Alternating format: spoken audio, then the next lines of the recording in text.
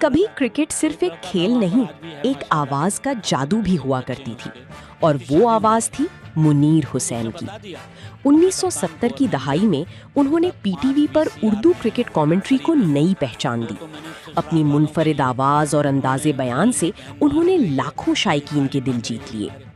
3 دہائیوں تک پاکستان کرکٹ کی پہچان رہنے والے منیر حسین آج بھی سنہری یادوں کا حصہ ہیں۔ مجھے تصحیح کر دوں کہ میں نے پاکستان میں نہیں بلکہ بر صغیر میں، ہندوستان میں سب سے پہلے پاکستان میں، یعنی بر صغیر میں سب سے پہلے اردو کامنٹری شروع کی۔